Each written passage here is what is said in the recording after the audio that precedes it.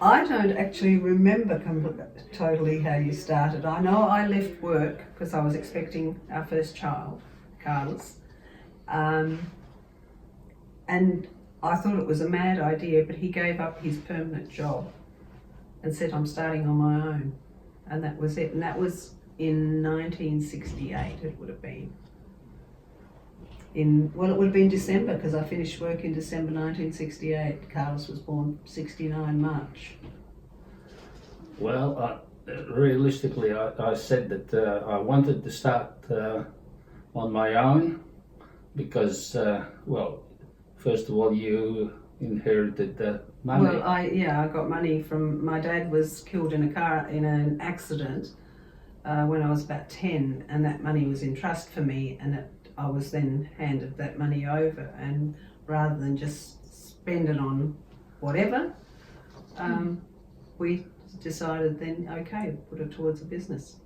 Yeah, I had to purchase 1,000 square meters of vinyl tiles. Then they would only give me credit to start a business. Well, we had the money, we paid, and we got delivered. Now that was 1,000 pounds worth of vinyl tiles, and we had to make sure that we purchased about 500 square meters every 3 months to maintain it. There was no problems because at that time there was a fair few Latvian builders, and I knew them all.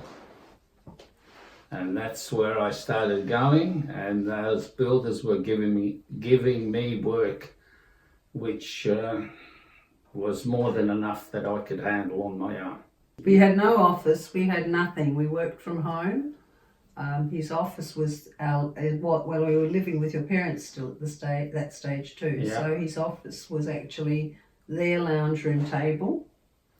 I was his bookkeeper. His not his estimator, but I did all the quotes for him and payments for him, banking for him, and that was the business. That was it. That's how we started. Mm-hmm. And he was the estimator, the layer, and the storeman. When I left school, I got a job as a painter. I started as a painter, and the company that I was working for, they did a lot of other work as well, with hot bitumen, flat roofs, and also vinyl. And at one given day, the boss said that they are flat out on some vinyl works that I had to go and give them a hand.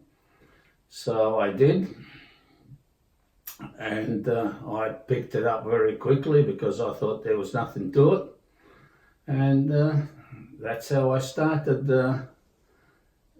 on giving somebody else a hand.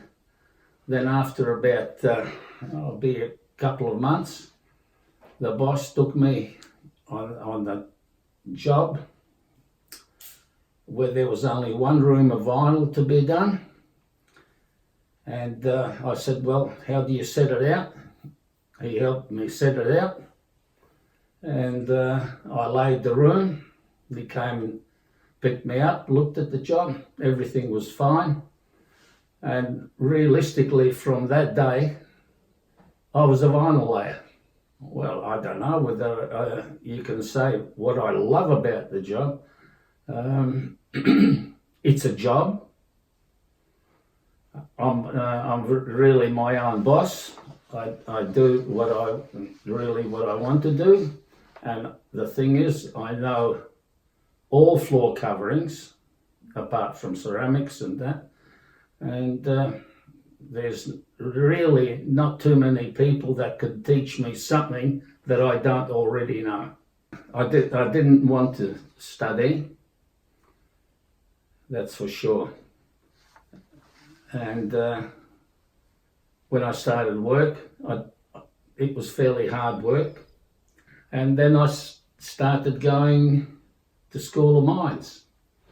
And I thought, well, I'll start up some subjects. And I started bookkeeping. After 6 months looking at the books that were given to me, guess where they ended up? In the trash. So that was my studies of bookkeeping, or whatever you like to call it. Then I started draftsman's course, and actually I nearly finished it. All I had to do is go back and do architecture, you could say. And that was the last year. I didn't like that, so I gave it up, and that was the end of my career as a draftsman. I didn't like working for bosses. Well, I don't know what you could do differently, because we started with nothing. You didn't have too much money. If you got money, then you can virtually,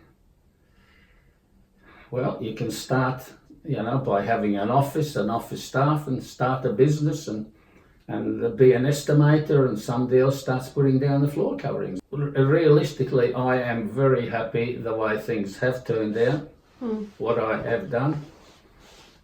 Hard yakka, but the achievements that I have reached in my life, I'm very happy with that. The thing is, if you've been virtually all your life on floor coverings, there's a majority of, or a lot of builders do, ring me up to find out what my thoughts are on if they got some problem floors, or something like that, because it's been learnt from practical experience and not from books. That's right. Well, we started the business. It was Adelaide Vinyl Floors. And then when I started with Colin Dabnett, we were partners for 10 years, and then we changed our name to Adelaide Floor Coverings, and we were doing quite well with that. Why we changed the name was because we started to expand into installing carpets, also a bit of parquetry, and that's really how things started to come up a bit. We had already at that stage 27 installers, because we were doing a lot of housing trust work, and we were also importing vinyl from Germany for the housing trust, and so we had the housing trust for a fair few years. Then really Colin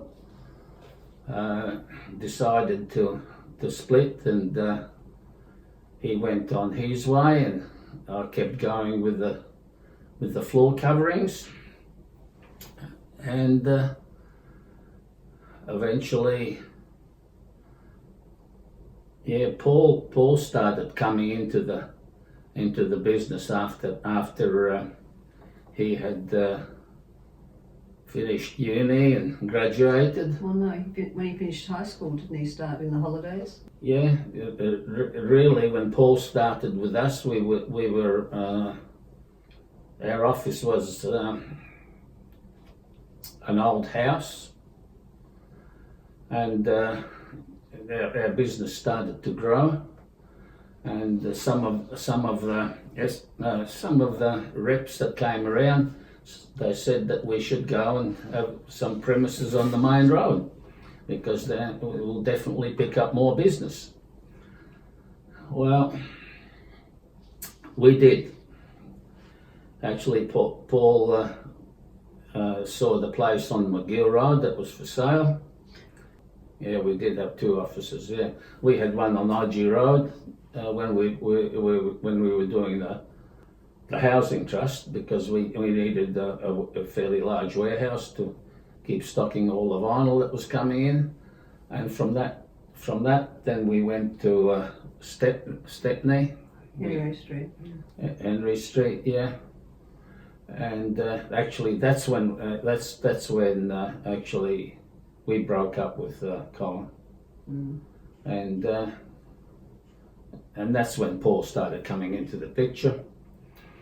And yeah, with Paul into the business and moving onto the main road, we renovated an old house there and made reasonably good offices for ourselves. That had the warehouse at the back. Everything was at one place. And actually the business really started growing, and started growing very fast. It's amazing that the thing is, in all that time we have never argued. You know, we have never argued about anything. And even to this day, like larger jobs and everything, we discuss everything. The workmanship, the work between my son Paul and me has been terrific. And maybe that's why the business is growing so well. Trust and compatibility. But also it's helped because you've had good workmen you can trust, yeah. workmen you can rely on. The company is as good as your workman. One, 38 years, and another one, 34 years. And they have never worked anywhere else in that time. That's okay. I still do a little bit in the office. It's not as if I'm bludging off anybody. You're not redundant yet. Yeah, but it's true. You know, I get on very well with Paul. Well, Max Bashir has just retired at 92 years from his job. He's a lawyer, isn't he? Yeah, Max. Yeah, and he's in the football. He's just retired at 92. Yeah, I know. Maybe not in the last year so much, but yeah, still before. Nearly every job that we did pick up or whatever it is, Paul always would throw it on. He said, "Dad, let's work this one out again, you know, to see whether it was worth taking or not worth taking, you know." So, and the jobs we do discuss. Okay, now we got Steve working in and he discusses with Steve, you know, but it's not that. You know, I know what's going on as well. I have to, because I sit in the office, somebody rings up, what's this? At least I know what's going on.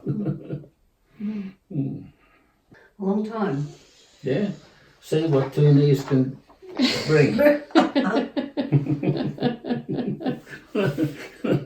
Well, it's true. You know. No, if you work, you can get ahead here.